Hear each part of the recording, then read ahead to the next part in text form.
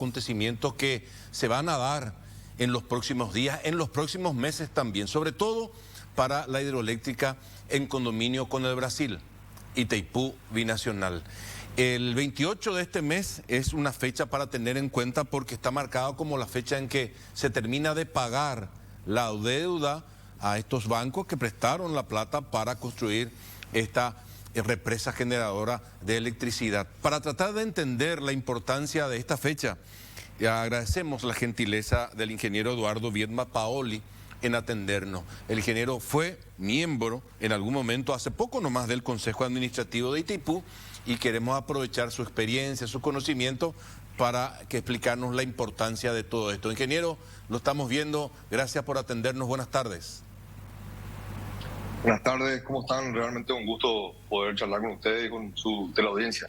No sé si podemos, así en términos coloquiales, a la gente explicar, no sé, uno puede entender, compra un auto y después de unos cuantos años termina de pagar, es cierto, la cuenta que tenías que pagar mensualmente ya no corre, pero sí tenés que mantener el vehículo, cargarle combustible, reparar, es decir, todos esos gastos se mantienen. ¿Se puede aplicar esa explicación a esto, ingeniero?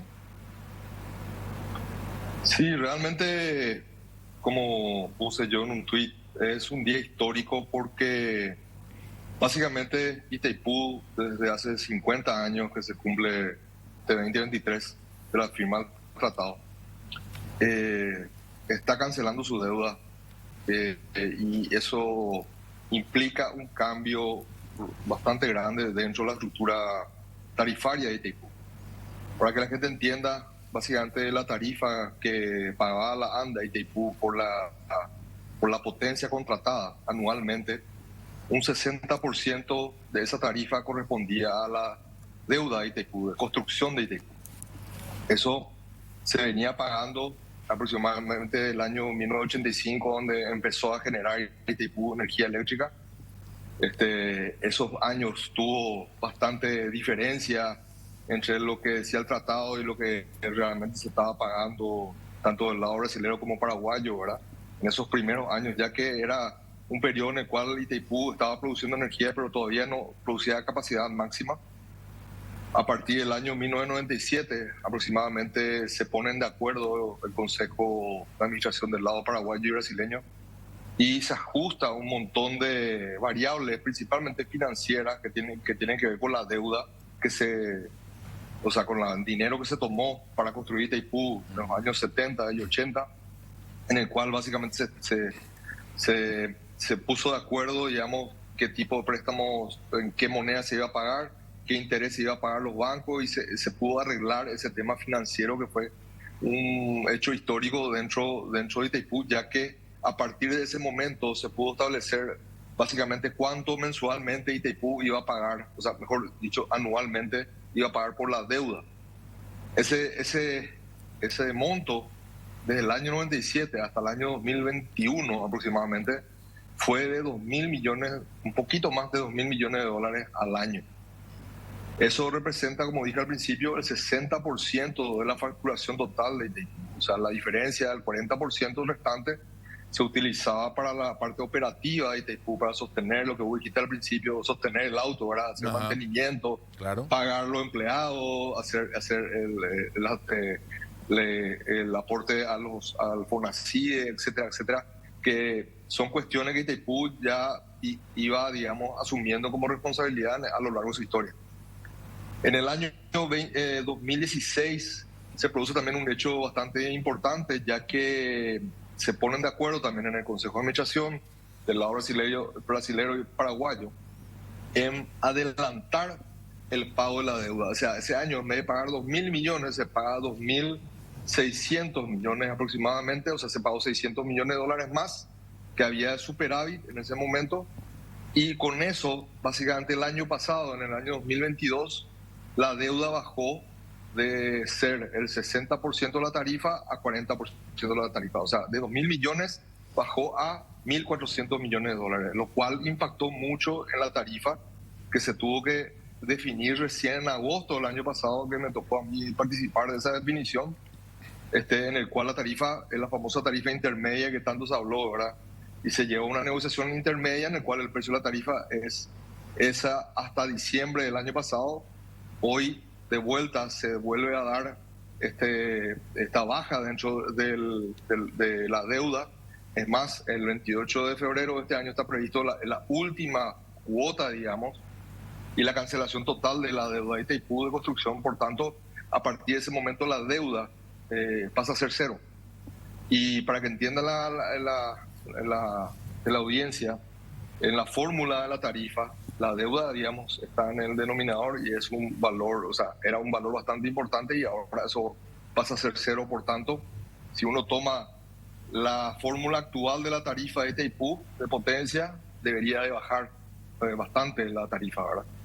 Entonces, esa negociación hoy se está haciendo, me consta que se está haciendo dentro del consejo actual de Itaipú. Por tanto, yo creo que también tiene que ver lo que dice el tratado, que el tratado define que a los 50 años, que al pagarse toda la deuda de Itaipú, se tiene que revisar el anexo C, que es básicamente lo que define la tarifa, porque lógicamente al no tener más la deuda, ya se tiene que ver, redefinir esa fórmula y ver cómo se va a calcular la nueva tarifa a partir de este año para las entidades compradoras. Ingeniero, y quiero aprovechar ese punto porque es el punto neurálgico del cual todos hablan y sobre todo el usuario de la ANDE mira con expectativa porque escucha voces de un lado, voces de otro lado, pero parecería lógico si se desaparece una mochila tan pesada como la deuda al recalcular el costo que tiene que pagar, por ejemplo, la ANDE a la Itaipú por la contratación de potencia. Al bajar eso, uno que es usuario puede entender como que también eso van a repasar al usuario. ¿Qué cree usted que va a pasar? Porque definitivamente esa tarifa, creo que está en el 20, ese precio intermedio que usted decía, que quedó, va a tener que bajar mucho al desaparecer este compromiso que pesó por años, ¿verdad? Pero de la ANDE no solemos escuchar que dice, no, lo que pasa es que nosotros no podemos bajar el precio que le cobramos a la gente porque si no va a afectar. ¿Qué cree usted que va a pasar en Paraguay una vez que Paraguay y Brasil acuerden una tarifa? Bueno, ojalá sepa, ¿verdad? Pero podemos hacer escenarios. Correcto. Básicamente lo que podemos ver es lo siguiente. Si tomamos el escenario del año pasado, en el cual se llevó a una tarifa intermedia que se llamó tanto la posición brasilera, que era bajar completamente, y la paraguaya, que era sostener la tarifa, digamos, que teníamos en el 2021, si tomamos ese escenario, deberíamos estar hablando de una tarifa aproximadamente de $16 y un poquito más capaz el kilowatt hora mes, que es la denominación que usa Itaipú para vender su potencia. Entonces, bajar de 20.75 a $16, estamos hablando aproximadamente de $5 que estaría bajando la potencia a las entidades compradoras. Entonces, la ANDE, digamos, compraría la potencia de Itaipú a un precio mucho menor. Entonces, si se da ese escenario, la ANDE debería hacer los cálculos para poder, digamos, trasladar cierta parte, por lo menos, de ese ahorro al consumidor final. Lo cual es comprensible también de la ANDE no bajar. ¿Por qué? Y eso es muy importante que la gente entienda, ¿verdad?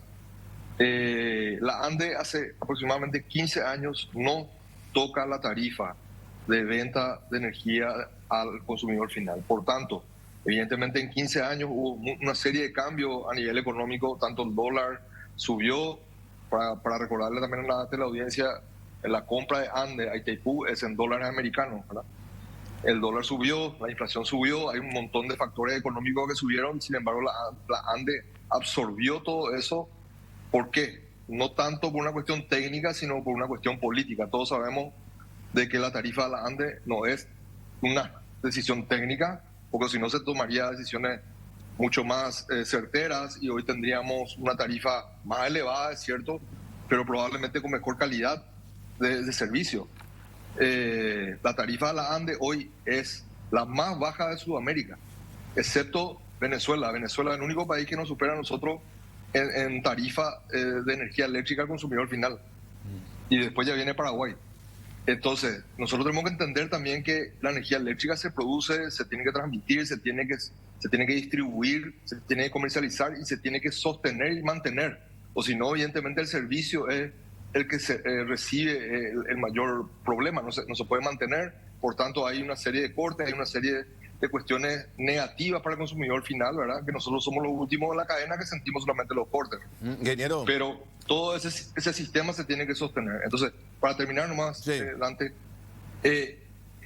yo no creo que se pueda trasladar tan fácilmente bajar la tarifa de Itaipú al consumidor final. Pero se puede dar si es que existen otros mecanismos compensatorios a la ANDE. O sea, si la ANDE recibe, por ejemplo, de Itaipú, un fondo como el que se dio en los últimos 3 años, que se dio cuando nosotros estábamos en el Consejo, se le dio a Itaipú $300 millones para el apoyo en el sistema eléctrico paraguayo. Entonces sí, yo creo que la ANDE está en condiciones de trasladar esa baja de tarifa al consumidor final. Pero si esto no se da, yo veo muy difícil. No, te quería decir nomás, justo este 2023 coincide con estas elecciones. El temor es que por ahí aparezcan posiciones populistas, ¿verdad?, que aprovechándose de esa situación quieran prometer cosas que al final tengamos que lamentar.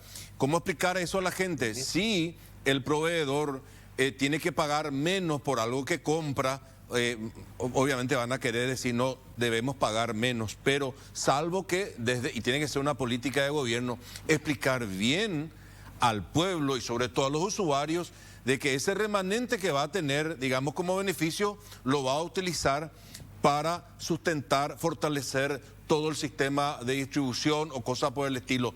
Por ahí debería venir, ya estoy haciendo una especulación de cómo explicar bien eso a la gente para que el día de mañana no tengamos, digamos, un reclamo masivo de la gente, ingeniero.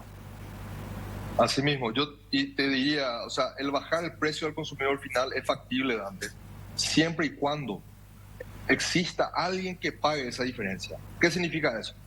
Si Itaipú, o sea, si la ANDE tiene la capacidad de comprar el 50% de la energía que le corresponde al Paraguay, o de la potencia, mejor dicho, que le corresponde al Paraguay, y esa energía la vende a un industrial, a unas empresas del sector, por ejemplo, verde, de baterías de litio, ¿por qué no hablando de datos, ¿verdad?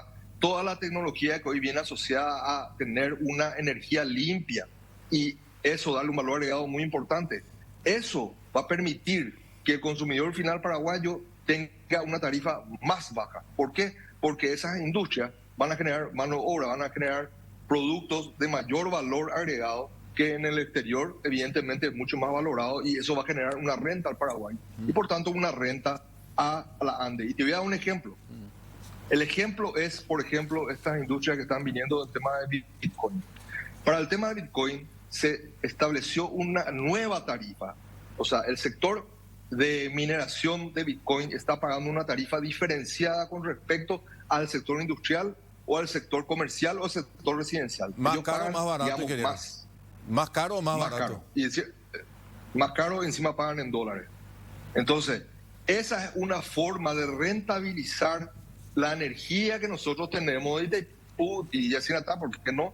¿Verdad? A través de la ANDE y con eso sostener o inclusive bajar el precio al consumidor final. Ingeniero, o sea, en síntesis. Antes de salirme de eso nomás, antes de salirme de eso, la gran pregunta existencial que siempre tuvimos en Paraguay era que no teníamos la capacidad de comprar todo lo que nos corresponde, ese 50%.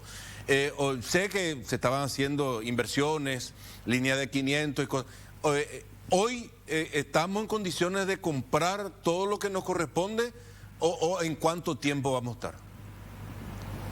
La ANDE hoy está en condiciones técnicas de retirar toda la potencia de Itaipú y Yacinatá. Eso es un hecho histórico y me consta porque la subestación de Iguazú representa ese cambio fundamental en la estructura energética de nuestro país. Está en condiciones de retirar. Ahora, no está en condiciones económicas de comprar el 50% le corresponde a Itaipú porque no tiene el comprador final, o sea, el consumidor final de esa energía. Es por eso que el año pasado la ANDE licitó 1000 megavatios, ¿verdad? Para que haya industrias que vengan interesadas a llevar esa potencia y contratar esa potencia. O sea, si esa es la política que se mantiene en la ANDE este año y probablemente el año que viene, nosotros en 2 años estaríamos consumiendo toda la potencia de Itaipú y la ANDE tendría la posibilidad de comprar esa energía y por tanto, como te dije al principio, mantener el precio al consumidor paraguayo o inclusive si hacen buenos negocios, que yo creo que esa es la intención que existe de los técnicos de la ANDE, es bajar inclusive el precio al consumidor final paraguayo. Yo creo que eso es factible siempre y cuando, como te digo, esa potencia excedente que tenemos, alguien lo compre a un precio superior. Se me está acabando el tiempo, ingeniero. ¿Y sabe usted si esa licitación hubo oferente, se adjudicó eso o no? Yo tengo entendido que una parte sí se adjudicó y otra parte sí fueron intenciones de compra, ¿verdad? Que son bastante serias, son empresas muy serias las que se acercaron. Y yo creo que por eso te estoy diciendo que creo que si se mantiene esa política, ¿verdad? Inclusive con el nuevo gobierno, yo creo que nosotros vamos a estar en condiciones de decir que vamos a tener fondos suficientes en el Paraguay para poder sostener una tarifa como la que tenemos baja o inclusive bajar más al consumidor final. Otra cosa importante antes de irnos es la utilización de nuestra energía para la movilidad eléctrica. Yo creo que eso es muy importante para para el nuevo gobierno que va a llegar al Paraguay. Se hicieron varios avances este año. Hay una ley de electromovilidad que exonera a todo tipo de impuestos a los vehículos eléctricos, buses, lo que sea. Yo creo que hay que empezar a pensar de que ese es el camino que Paraguay tiene que recorrer, porque nosotros no producimos una gota de petróleo y nosotros enviamos millones de dólares todos los años afuera. Esos millones de dólares se pueden quedar en nuestro territorio. Creo que alguna vez, años atrás, lo tuvimos acá en el estudio hablando precisamente sobre ese proyecto de la electromovilidad. Ingeniero, quiero comprometerle, si no es, digamos, abusar, un poco más adelante a hablar sobre el tema del anexo C. Creo que en agosto se va a poder de alguna manera hablar ya, porque creo que coincide con los 50 años de la entrada en vigencia del tratado, ¿verdad? Y ahí seguramente también se va a poder hacer algunos cambios en la variable financiera que tenemos entre Paraguay y Brasil, y también eso que tiene que ver, por ejemplo, con los royalties, porque hay muchas voces que dicen que vamos a recibir menos, que no, que vamos a recibir igual, que eso no se toca. En fin, hay muchas cuestiones, pero no quiero mezclar mucho, ingeniero, para que se pueda entender bien. Agradecerle por este contacto y que seguimos para más adelante seguir charlando. ¿Le parece? Cómo no, un gusto realmente de charlar con ustedes cuando quieran. Estoy a su disposición. Muchas gracias. Eduardo Viedma Paoli, ex miembro del Consejo Administrativo de Itaipú, años atrás estuvo en los estudios de NPI charlando sobre el proyecto de electromovilidad en esa